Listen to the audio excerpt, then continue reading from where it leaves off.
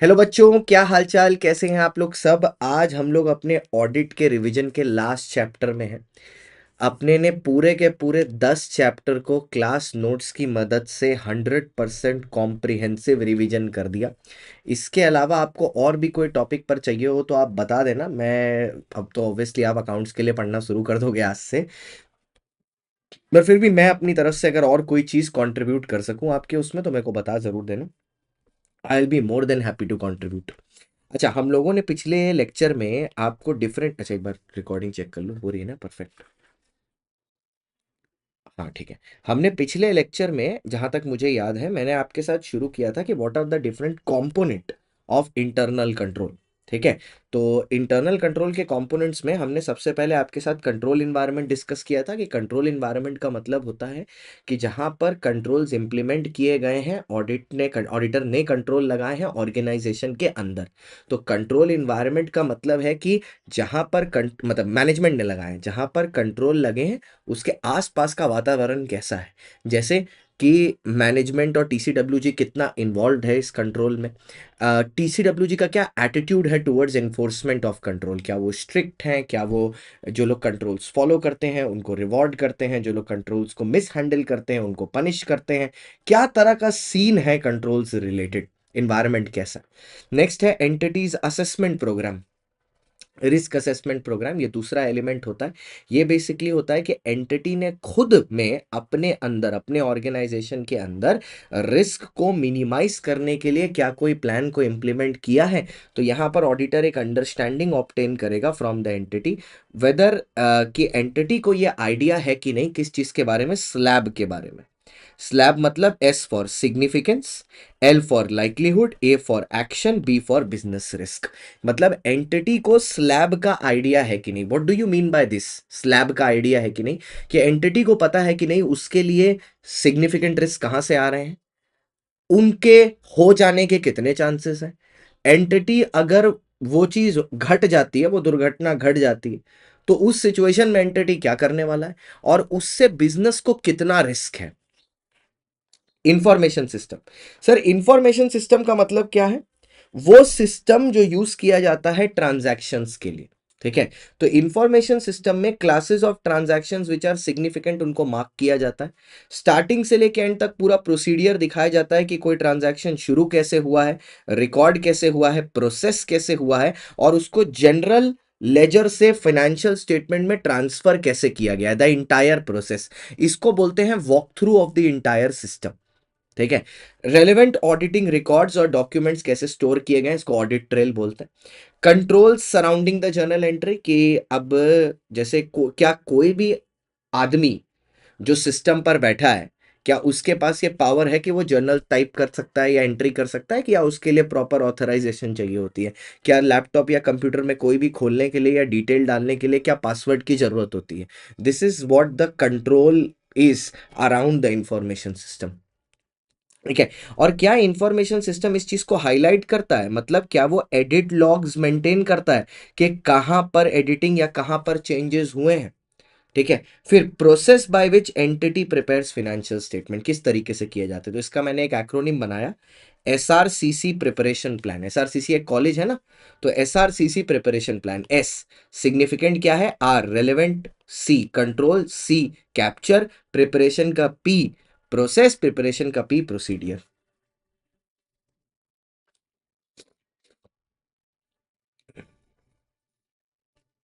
ठीक है। नेक्स्ट अब आए control activity. Sir control activity कैसी होती है, टीसीडब्ल्यूजी एंड मैनेजमेंट इंस्ट्रक्शन देते हैं that no related party transaction shall be done without approval. ठीक है। तो मेरे को बेसिकली कंट्रोल एक्टिविटीज का मतलब क्या है, देखो सर, एक होता है कंट्रोल लगाना, ठीक है, और दूसरा होता है उस कंट्रोल को इंप्लीमेंट करना। आप अब जैसे फॉर एग्जांपल बहुत सिंपल सी बात बोलता हूं, ठीक है, एक होता है स्क्रीन प्रोटेक्टर, जो आप फोन की स्क्रीन पर लगाते हो स्क्रीन को प्रोटेक्ट करने के लिए। अब बात यह है, आपने लगाया, वो टूट गया, क्या आपने वापस उसको ठीक कराया, क्या आपने दूसरा लगाया। मतलब कंट्रोल एक्टिविटी लगाना एक चीज होती है, कंट्रोल, वो कंट्रोल फंक्शन कर रहा है कि नहीं वो एक दूसरी ही चीज है। तो टीसीडब्ल्यू एंड मैनेजमेंट क्या देखेंगी कि मिडिल लेवल को जो इंस्ट्रक्शन दिए जा रहे हैं, ठीक है, वो मिडिल लेवल फॉलो कर रही है कि नहीं। जैसे कि रिलेटेड पार्टी ट्रांजैक्शन में बोला गया है अप्रूवल लेने के लिए, तो क्या ये अप्रूवल लिया जा रहा है, that is what is important, that is control activity. ये हुआ चौथा, ठीक है, कंट्रोल एक्टिविटी ये हुआ चौथा। Fourth,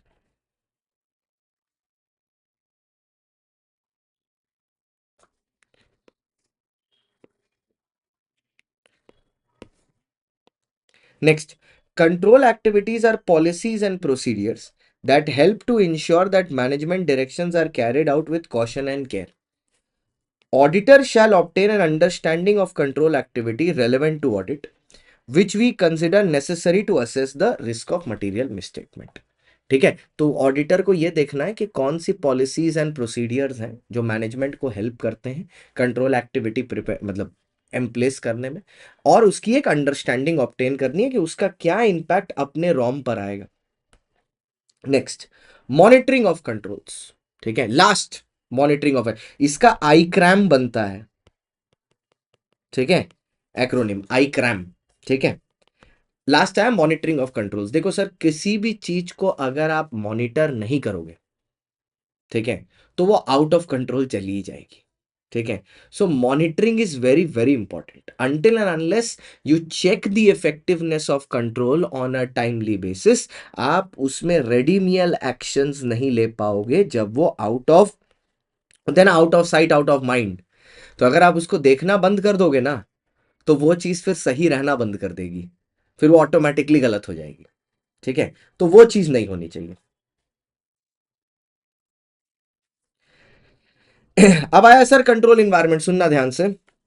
auditor performed compliance procedure, ठीक है। अब हम लोग nature and extent of understanding of control पर बात करने जा रहे हैं कि किस हद तक की ऑडिटर को अंडरस्टैंडिंग ऑब्टेन करनी है। सबसे पहले ऑडिटर ने कंप्लायंस प्रोसीडियर किया। इसका पर्पस क्या है कि जो उसने रिस्क असेसमेंट प्रोसीडियर में एंटिटी से पूछा था कि क्या इंटरनल कंट्रोल एग्जिस्ट कर रहे हैं, एंटिटी ने बोला हाँ जी हाँ बिल्कुल एग्जिस्ट कर रहे हैं, तो उस हाँ जी हाँ को टेस्ट करने के लिए हमने 330 में कंटिन्यूटी और इफेक्टिवनेस का टेस्ट किया है। कैसे किया है? कंप्लायंस प्रोसीडियर करके। मतलब जो मैनेजमेंट ने मेरे को बोला ना कि सर जो आप चेक करने आए हो ना सर, सब बढ़िया से काम कर रहा है, तो मैंने बोला ठीक है, अगर आप बोल रहे हो बढ़िया से काम कर रहा है तो मैं चेक करके देख लूंगा। And when I am putting it to check, that is called compliance procedure. So 315, मैंने पहले भी बोला 315 सुनना है, और 330 जो चीज सुनी है उसको एक्शन में डालना है, ठीक है। एक सवाल आता है, क्या सारे के सारे कंट्रोल ऑडिट के लिए रेलेवेंट होते हैं? द आंसर इज नो, बिल्कुल नहीं होते। तो अब इसी से क्वेश्चन एग्जाम में पूछ लिया जाएगा, how does the auditor decide the relevancy of control for audit. Auditor को कैसे समझ में आता है या कैसे वो डिसाइड करता है कि कौन सा कंट्रोल रेलेवेंट है और कौन सा कंट्रोल रेलेवेंट नहीं है? How does the auditor decide? ये डिसीजन भैया हमारे ऑडिटर भैया कैसे लेते हैं, ये सवाल है, ठीक है। This is the question is the, ये सवाल पूछा जा रहा है ऑडिटर भैया द्वारा कि ऑडिटर भैया ये कैसे करते हैं, ठीक है। तो ये क्वेश्चन आ सकता है आपके एग्जाम में बहुत आसानी से, ठीक है। तो इसका जवाब है डॉक्टर MC स्टैन। ये वो फैक्टर्स हैं जिन फैक्टर्स को कंसिडर कर कर ऑडिटर भैया ये डिसाइड करते हैं कि भैया कंट्रोल रेलेवेंट है या कंट्रोल रेलेवेंट नहीं है। मतलब ये वैसे ही है जैसे लड़की को पसंद करने से पहले लव मैरिज में, अरेंज मैरिज में आप कुछ अकेले में जाके सवाल अवाल पूछते हैं ना, तो ये वही है कि भैया उसको एक शादी करने से पहले ऑडिटर उस चीज को रेलेवेंट माने या ना माने, उसके पहले वो कौन से फैक्टर्स को इवेल्युएट करता है। बस सिंपल सा सवाल है, बहुत ही सिंपल। तो ये है डॉक्टर MC स्टैन, ठीक है। How does the auditor decide the relevancy of the control for his audit? ठीक है, पहला मटीरियलिटी, ठीक है, मटीरियलिटी कि वेदर वो ट्रांजैक्शन मटीरियल है कि नहीं। सिग्निफिकेंस ऑफ रिलेटेड रिस्क मतलब इंपॉर्टेंस, अब इस मैटर पर जो रिस्क अराइज कर रहा है वो रिस्क हमारे लिए कितना ज्यादा रेलेवेंट है।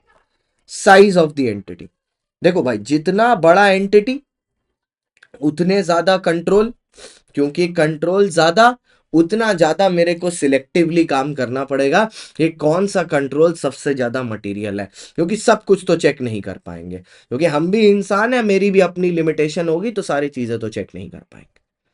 ठीक है, तो सोच समझ के करना पड़ेगा कि कहां तक बर्दाश्त कर सकते हैं। Next, diversity and complexity of the transaction of the entity. कितने ज्यादा डाइवर्स ट्रांजैक्शंस में, रिलेटेड पार्टी ट्रांजैक्शंस कितने सारे हैं एंटिटी के, फॉरेन ट्रांजैक्शंस कैसे हैं, कोई अगर ऐसे ट्रांजैक्शन है जिसमें करेंसी कोई और सी इन्वॉल्व्ड है, तो ये तो अपने में एक मैटर क्रिएट करता है, क्योंकि फिर आपको AS11 की भी कंप्लायंसेस देखनी पड़ेंगी कि इन्होंने फॉरेन करेंसी की ट्रीटमेंट सही की है कि नहीं। प्लस अगर एक्सेप्टेंस ऑफ फॉरेन करेंसी है तो आपको ये भी चेक करना पड़ेगा कि एज पर फेमा रूल्स, ठीक है, इन्होंने प्रॉपरली फॉरेन करेंसी की अकाउंटिंग की है कि नहीं as per foreign exchange management act. Next, nature of business entity including ownership. क्या ओनरशिप डिवीजन है, क्या प्रमोटर्स के पास मेजर होल्डिंग है कंपनी की, या थोड़ी ही बहुत होल्डिंग है, ठीक है, क्या प्रमोटर्स एग्जिट कर रहे हैं अपनी होल्डिंग, इससे समझ में आ जाएगा कि कंट्रोल्स कितने ज्यादा रेलेवेंट है। Next, applicable legal requirements as in FRF requirements. ठीक है, टाइप्स ऑफ कंट्रोल इंप्लीमेंटेड, इस सेक्टर में किस तरीके के कंट्रोल इंप्लीमेंट किए गए, what are the nature of controls which have been put into place, whether the controls, last सबसे इंपॉर्टेंट कंट्रोल, कोई भी कंट्रोल सही तभी है जब वो PDC करके दिखाए, मतलब prevent, detect and correct mistake. ना प्रिवेंशन काफी है, ना डिटेक्शन काफी है, ना करेक्शन काफी है, तीनों चाहिए, खोजना भी है, रोकना भी है, सही भी करना है, तीनों। अब आया significant risk. It often relates to significant non routine transactions और judgmental matters. Significant non routine transaction या जजमेंटल मैटर्स। अब देखो दो दो कैटेगरी बनी, एक ट्रांजैक्शन एक मैटर्स। ट्रांजैक्शन दो तरीके के हो सकते हैं, रूटीन, नॉन रूटीन। मैटर्स भी दो तरीके के होते हैं, जजमेंटल, अदरवाइज। जजमेंटल मतलब जिसमें मैनेजमेंट जजमेंट, मैनेजमेंट बायस्ड वो इन्वॉल्व हो, अदरवाइज में ये नहीं होती। तो ट्रांजैक्शन अगर रूटीन है तब तो कोई प्रॉब्लम नहीं है, रिस्क नाम की चीज ही नहीं है routine transaction. Non routine transaction tend to be risky in nature. Matters हैं जहां पर जजमेंट यूज हुई है, जैसे provision for doubtful debts, provision for income tax, provision for permanent fall in the value of investment. जहां पर भी provisions बने हैं, ठीक है, वहां पर जजमेंटल मैटर्स हैं, तो यहां पर risk tends to be high. Otherwise जो नॉन जजमेंटल मैटर्स हैं उसमें ज्यादा रिस्क नहीं होता, जैसे डेप्रीसिएशन का मेथड। अब या तो आप WDV कर रहे होगे या SLM कर रहे होगे, उसमें क्या ही रिस्क हो जाएगा, कैलकुलेशन ही तो है। तो non routine transactions are transactions that are unusual and therefore occur infrequently, और सबसे ज्यादा डर इसी में रहता है। अचानक से कोई ट्रांजैक्शन आज तक कभी नहीं हुआ किसी पार्टी के साथ, अभी दिखा रहा है मल्टीपल ट्रांजैक्शन उसी पार्टी के साथ हुआ। रीजन टू डाउट है, क्यों सडनली, क्यों, why suddenly this is happening, अभी तक नहीं हो रहा था तो अचानक से क्यों हो रहा है। ठीक है, नेक्स्ट, जजमेंटल मैटर्स में include development of accounting estimates for which significant measurement of uncertainty. Significant risk होता है higher chances of occurring and great magnitude of amount involved. Following are always significant risk, कौन सा sir, ROM due to fraud, risk of material misstatement due to fraud, significant transactions with related parties which are outside the normal course of business. In exercise of such judgment as to which risks are which risks are significant, auditor shall consider the following factors. अब ये चीज है question जो exam में आ सकता है कि how do you determine as an auditor कि कौन सा रिस्क सिग्निफिकेंट है। How do you determine as an auditor if risk is significant? How do you determine as an auditor if risk is significant or not? कैसे पता चलता है? In the exercise of such judgment as to which risks are significant, auditor shall consider the following factor. क्या sir? Whether it is a fraud risk, क्या ये fraud से हो रहा है? क्योंकि देखो सर, अगर एरर से रिस्क है तो ज्यादा फटती नहीं है, लेकिन अगर फ्रॉड से रिस्क है तो बहुत फटती है। सिंपल सी बात। Whether the risk is related to significant economic accounting or other development which requires special attention. Risk क्या चीज से रिलेटेड है? कोई सिग्निफिकेंट ट्रांजैक्शन से रिलेटेड है जिसमें स्पेशल अटेंशन चाहिए समझने की, like for example end S making changes is a threat for the company, important चीज। कॉम्प्लेक्सिटी ऑफ द ट्रांजैक्शन पे डिपेंड करता है, ठीक है। क्या इसमें रिलेटेड पार्टी इन्वॉल्व है और क्या ये कंपनी के नॉर्मल कोर्स ऑफ बिजनेस के बाहर, ठीक है। रॉम बहुत ज्यादा होता है फॉर नॉन रूटीन ट्रांजैक्शंस, ठीक है। अब ये चेंज हो सकता है in the following cases. Greater management intervention to specific account, personal expenses को रेवेन्यू अकाउंट में चार्ज किया हुआ है, ठीक है। Greater manual intervention for data collection and processing, forged data collection हुआ है, ठीक है। कॉम्प्लेक्स कैलकुलेशन और अकाउंटिंग प्रिंसिपल, एएस बहुत ज्यादा कॉम्प्लेक्स है। Nature of non routine transaction, ठीक है। कौन सा उसको डिफिकल्ट बना सकता है, ठीक है। अगर कोई transaction non routine in nature है, ठीक है, तो वो डिफिकल्ट कैसे बनेगा? अगर वो नॉन रूटीन है तो वो एंटिटी के लिए डिफिकल्ट है टू इंप्लीमेंट इफेक्टिवली, और वहीं पर हमको शक होता है कि गड़बड़ हो सकती है। जैसे हम लोग टीचर्स हैं, हमें पता है कि अगर कोई डिफिकल्ट क्वेश्चन आया, मतलब कोई डिफिकल्ट क्वेश्चन है, थोड़ा सा ट्रिकी क्वेश्चन है, तो एक क्या, बहुत साल पढ़ाते पढ़ाते हमें पता चल जाता है कि बच्चा यहीं पर फंसेगा, तो वो चीजें हम पहले ही एड्रेस कर देते हैं। जैसे फॉर एग्जाम्पल, हमें पता है 30 डेज बच्चे को याद हो जाते हैं, लेकिन फंसता कहाँ पता है? 30 डेज कहाँ से गिनने हैं लॉ में,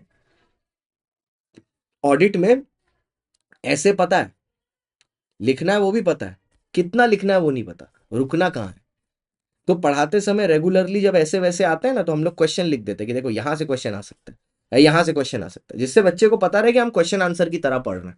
वरना इतना डेटा रिटेन करना बहुत मुश्किल है, ठीक है। और देखो इसीलिए ना, सारे बहुत सारे ऐसे बच्चे जिनको ऑडिट डिफिकल्ट लगता है, लॉ नहीं लगता, क्योंकि लॉ कॉन्सेप्चुअल है, ठीक है, याद नहीं करना पड़ता। और प्लस क्या है, वो सब रियल लाइफ में हो रहा है। ऑडिट इनकी जिंदगी में अभी तक रियल लाइफ में हुआ कहां है, वो तो होगा, तभी फाइनल में जब ऑडिट होता है इनके लिए इजी हो जाता है, क्योंकि आर्टिकलशिप में कर चुके होते हैं, ठीक है।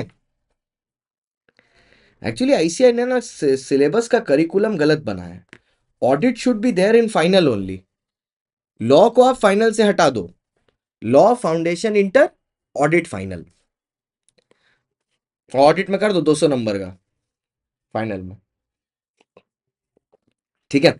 जैसे देखो मैंने एक एग्जाम्पल लिया था कि जैसे नौरा ने अपनी प्रॉपर्टी, ठीक है, मेरे को दे दी, या 10 करोड़ की प्रॉपर्टी को वैल्यूअर रिपोर्ट में स्क्रैप दिखा दिया, ठीक है।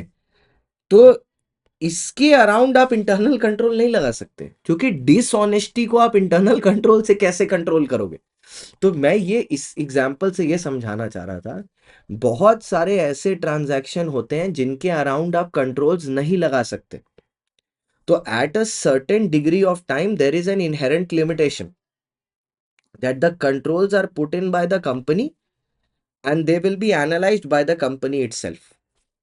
अब आया evaluation of internal control. Step 1, auditor सबसे पहले कंट्रोल को समझेगा। स्टेप 2, ऑडिटर चेक करेगा वेदर इंटरनल कंट्रोल लगे हैं कि नहीं। तो पहला है समझना, ठीक है। तो एक चेकलिस्ट बनाई मैंने कि जैसे लेट्स से अगर परचेजेस की बात हो रही है, तो क्या टेंडर्स मंगाए जाते हैं इससे पहले फाइनल ऑर्डर दिया जाए? आंसर है नो। क्या गेट पर गार्ड है? Not applicable. क्या ऑथराइजेशन होती है स्टॉक लीविंग? Not applicable. इससे मुझे क्या समझ में आ गया? इंटरनल कंट्रोल नहीं है, मतलब बहुत वीक है। अब इसमें भी ना दो तरीके हैं इवैल्यूएशन के। एक, अगर मैनेजमेंट क्वेश्चनियर फिल कर रही है, ठीक है, ऑडिटर ने ऑडिटर ने क्वेश्चंस बनाए, मैनेजमेंट को दिया, फिल करो, that is a questionnaire. Auditor ने खुद एक चेकलिस्ट बनाई है, अब वो चेक कर रहा है कौन सी चीज है कौन सी चीज नहीं है, दैट इज चेकलिस्ट, ये चेकलिस्ट है। ठीक है, तो दो तरीके यहां पे हमने आपको बताए कि इंटरनल कंट्रोल को इवैल्यूएट कैसे किया जाता है। पहले देखते हैं इंटरनल कंट्रोल क्वेश्चन है, ये कॉम्प्रिहेंसिव लिस्ट है of questions concerning internal control. This is most widely used form of collecting information about what? About EEC, existence, effectiveness and continuity of control, EEC। ठीक है, एडवांटेज क्या है? Evaluation of internal control becomes easy. Auditor can provide his recommendation with ease. Evaluation easy हो जाता है, auditor अपनी recommendation easily provide कर पाता है। लिमिटेशंस क्या है? क्लाइंट में मैनिपुलेट द आंसर्स, क्लाइंट में नॉट टेक इट सीरियसली। ठीक है, क्योंकि क्या हो सकता है, क्लाइंट इस क्वेश्चनियर को सीरियसली फिलअप ही नहीं कर रहा, तो पूरा ऑप्शन ही डिफीट हो गया। जैसे फॉर एग्जांपल मॉक टेस्ट जो होता है, जैसे अभी मेरे को मेरी टीम से एक मैसेज आया कि एक बच्ची है सिमरन बोल के, जिसने टेस्ट दिया है अ, अभी जो लॉ का हुआ है, और उसने उस टेस्ट में, ठीक है, उसने उस टेस्ट में ऐसा आंसर लिखा है कि लोग सीधा बोल रहे हैं कि 100% कॉपी हुआ है।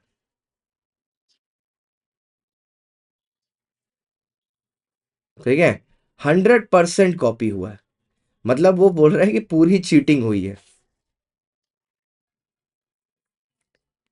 ठीक है, 100% चीटिंग हुई है। तो अब ये जो चीज है, ठीक है, तो ये क्या दिखा रही है? इसका मतलब है बच्ची अब इस एग्जाम में उसने चीटिंग कर ली ये सोच के कि 1,000 रुपया का जो अवार्ड है वो उसको मिल जाएगा, but ultimately the main object of taking the test is defeated, क्योंकि वो तो ये नहीं था ना, उसने उसको सीरियसली लिया ही नहीं मतलब। तो प्रिपरेशन चेक करना या ये सब करना, ऑब्जेक्ट ही डिलीट हो गया पूरा का पूरी।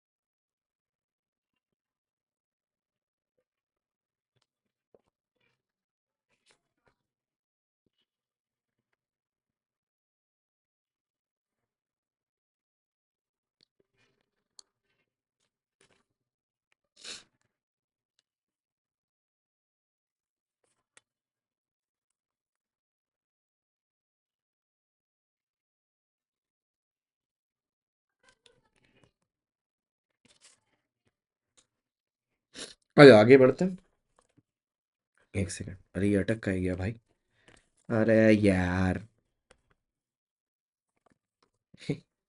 नेक्स्ट फिर आया सर चेकलिस्ट। अब चेकलिस्ट में क्या है, हम लेके चलेंगे। This is a series of instructions और questions which a member of the auditing staff will follow and answer them in yes or no and not applicable। मतलब यहां पर क्या है, हम हाथ में पेपर लेके खड़े हैं, वैसे पुलिस वाला नहीं होता, हम चेक कर रहे हैं। ठीक है, ऐसा भी हो सकता है कि हम ये सवाल किसी से पूछ रहे हैं, मेरे सामने कोई खड़ा है, मैं उससे ये सवाल पूछ रहा हूँ कि भैया देखिए, आप लोग ऑर्डर लेने से, आप लोगों में सिक्योरिटी गार्ड है?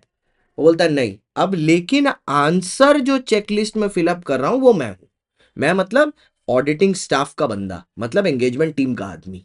ठीक है, अब इसमें एडवांटेज क्या है, पूरी की पूरी जो कंप्लीट चेकलिस्ट है वो बनाई किसने? सीनियर ऑडिट स्टाफ ने।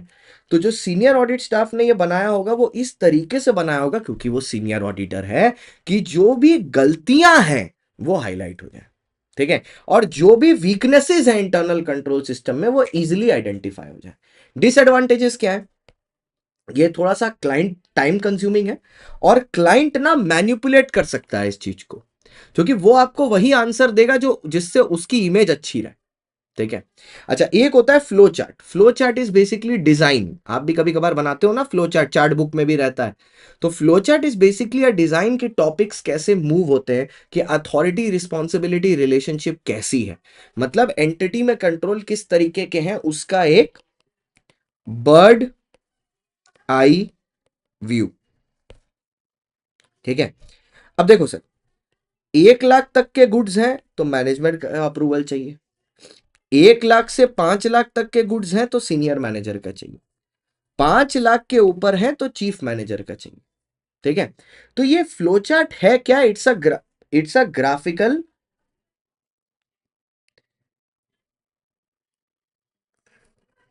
ठीक है, it's a graphical presentation of each part of the company system of internal control.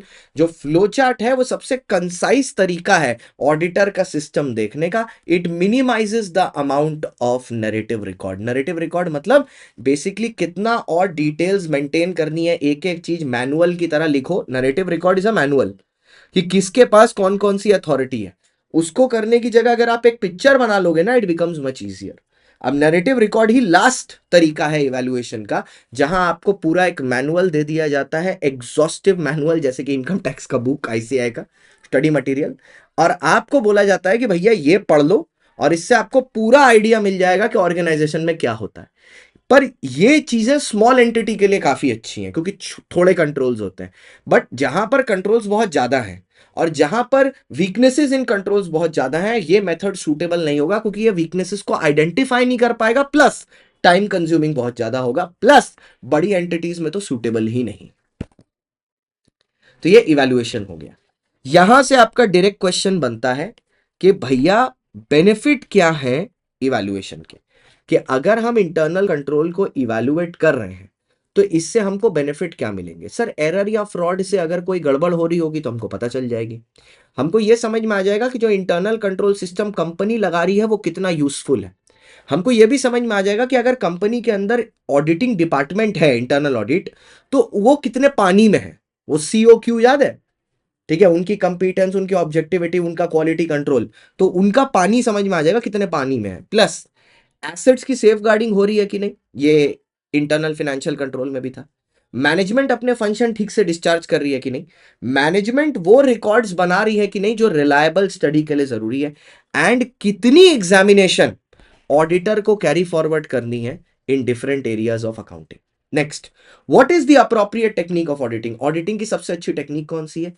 Arrears where control is weak, कहां कहां पर कंट्रोल में वीकनेसेस हैं, and whether suggestion can be given to improve the control, किस तरीके से उसको better बनाया जाए। ठीक है, तो ये बोलते हैं auditing is done to safeguard from error और fraud, to disclose weaknesses in internal control, and to prove that suggested management function give reliable technique after examination। ठीक है। अब आया 330, अब ऑडिटर करेगा रिस्पॉन्स। ठीक है, यहां तक आते आते ऑडिटर ने आपकी सारे दुख और दर्द सुन लिया मैनेजमेंट का। जो जो मैनेजमेंट ने उसको बोलते हैं ना मीठी मीठी गोलियां खिलाई, ठीक है, जो मीठी मीठी गोलियां खिलाई, वो सारी मीठी मीठी गोलियां उसने खा ली, चबा लिया, मजा आ गया। अब है रिस्पॉन्स का time. The auditor's response to assessed risk. Focus दो चीज पर है, इफेक्टिवनेस पर और कंटिन्यूटी पर। वो ये चेक करना चाहता है कि जो इंटरनल कंट्रोल एंटिटी ने बोले हैं उसमें इफेक्टिवनेस, कंटिन्यूटी और एफिशिएंसी है कि नहीं। कैसे चेक करेंगे? सीपीएसपी से, कंप्लायंस प्रोसीडियर, सब्सटेंटिव प्रोसीडियर। ठीक है, कंप्लायंस प्रोसीडियर को बोलते हैं टेस्ट ऑफ कंट्रोल। यहां पर ऑडिट प्रोसीडियर लगाए जाते हैं ये देखने के लिए कि जो कंट्रोल्स इन प्लेस हैं वो कंट्रोल प्रिवेंट, डिटेक्ट या कंट्रोल करते हैं कि नहीं मटेरियल मिसस्टेटमेंट को। So the auditor shall design and perform test of control to obtain sufficient and appropriate audit evidence for relevant control. ठीक है, तो ऑडिटर यहां पर रॉम का असेसमेंट करेगा दोनों लेवल पर, असर्शन लेवल पर भी ठीक है, और उसके बाद फिर सफिशिएंट अप्रोप्रिएट एविडेंसेस ऑब्टेन करेंगे। एक बात समझनी है, देखो सिर्फ डायरेक्टली अगर आप सब्टेंटिव टेस्टिंग करने चले जाओ बिना इंटरनल कंट्रोल चेक किए या बिना टेस्ट ऑफ कंट्रोल चेक किए, उससे आपको सफिशिएंट अप्रोप्रिएट एविडेंस नहीं मिलेगा। क्यों सर? देखिए उसके पीछे रीजन है। 100% चेकिंग आप करोगे नहीं, करोगे तो sampling he at the end of the day, क्योंकि एक बैलेंस बिटवीन टाइम और ऑडिट बनाना है। जब आप 100% चेकिंग करोगे नहीं और वो आप आगे बढ़ रहे हो बिना कंट्रोल को टेस्ट किए, तो आपको तो पता ही नहीं है ना कि what is the level of risk of material misstatement you are heading towards. It's like आप अंधेरे में गाड़ी चला रहे हो, आपको पता नहीं सामने क्या है, रास्ता है, खाई है, कुछ नहीं पता, बस चला रहे हो गाड़ी, वैसा। Next.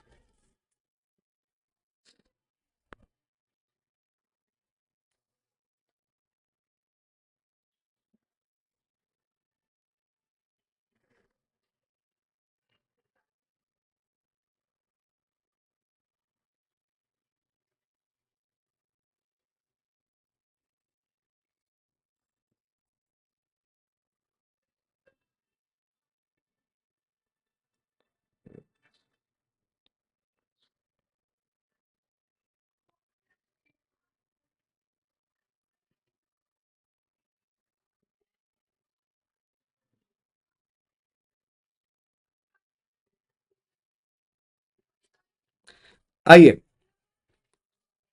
nature and extent of test of controls. In designing and performing test of controls, the auditor shall perform other audit procedure in combination with inquiry to obtain audit evidence about the operating effectiveness of control. मतलब basically क्या है, internal control कैसे check होगा? आप पहले inquiry करो, पता करो कैसे कोई चीज कंट्रोल होती है, कब होती है, कौन करता है। उसके बाद आप उसके साथ बाकी ऑडिट प्रोसीडियर को चिपकाओ, जैसे ICI observe external reperformance, inspection देखो, ऑब्जर्वेशन देखो, रिकंप्यूटेशन देखो, आप देखो ये सारी चीजें हो कैसे रही। Next, determine whether the control to be tested depend upon other controls, if so whether it is necessary to obtain audit evidence supporting the effective operation of internal control, indirect controls. तो यहां पर sir आप पहले ये determine करो कौन से control को टेस्ट करना है, ठीक है, और क्या वो कंट्रोल किसी दूसरे कंट्रोल पर डिपेंड करते हैं। इफ सो तो आपको उसके साथ दूसरा भी चेक करना होगा। लाइक अगर आप ये देखना चाहते हो कि डेटर्स का जो बैलेंसिंग फिगर है उसको इंफॉर्मेशन सिस्टम सही से कैलकुलेट कर रहा है कि नहीं, तो उसके लिए आपको सेल्स वाले अकाउंट को भी चेक करना पड़ेगा, क्योंकि अगर सेल्स के लेजर से वैल्यू ही गलत आई है तो डेटर का लेजर वैल्यू सही कर भी कैसे पाएगा।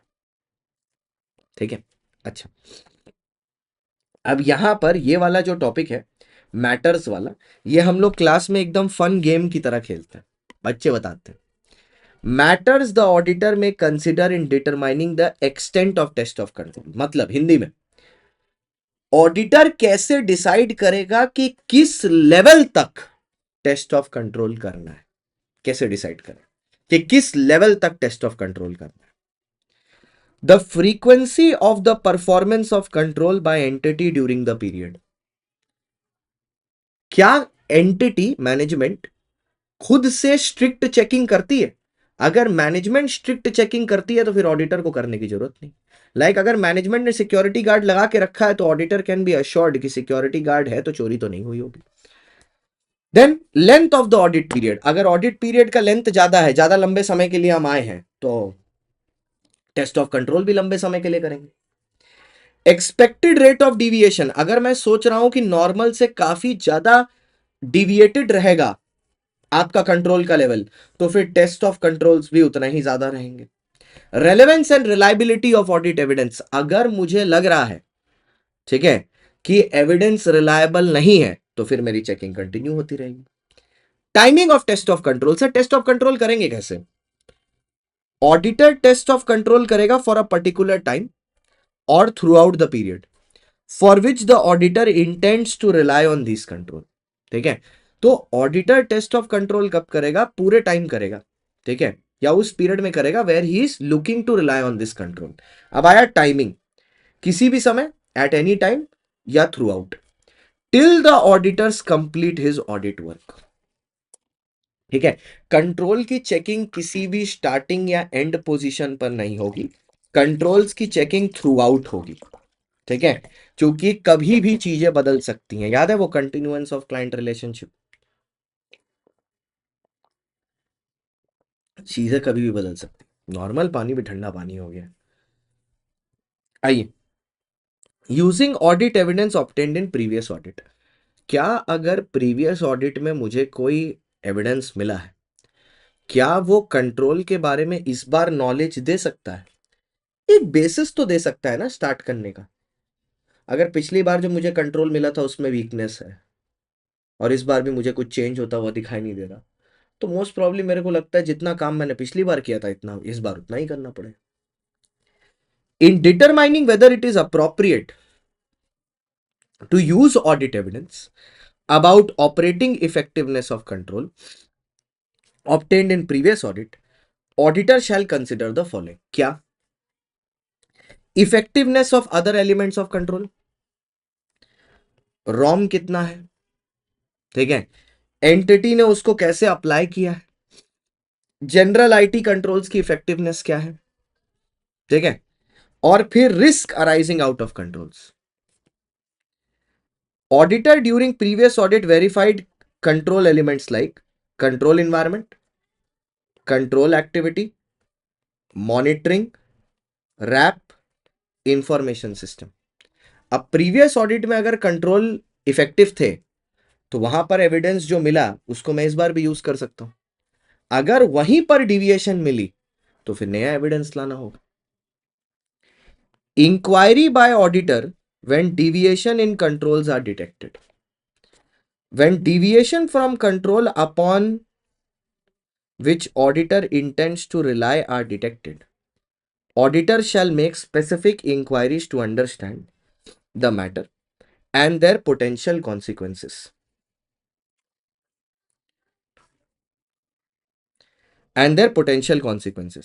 and shall determine whether test of controls have performed provided an appropriate basis for reliance।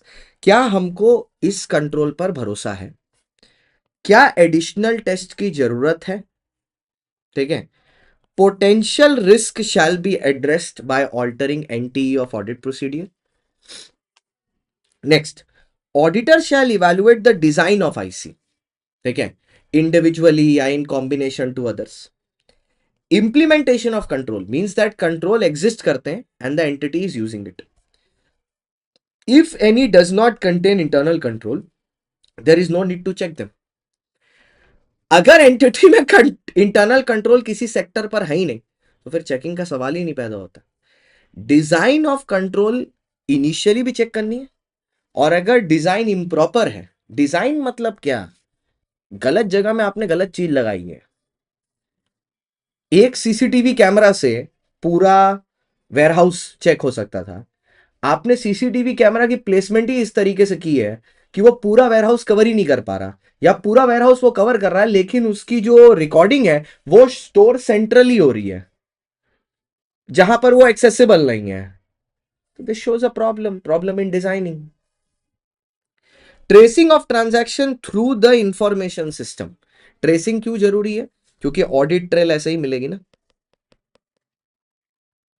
ठीक है। Existence of satisfactory control environment, not an absolute deterrent to fraud. Existence of satisfactory control environment can be positive factor when the auditor assesses risk of material misstatement, even though it may help to reduce the risk of fraud. However, it is not an absolute assurance.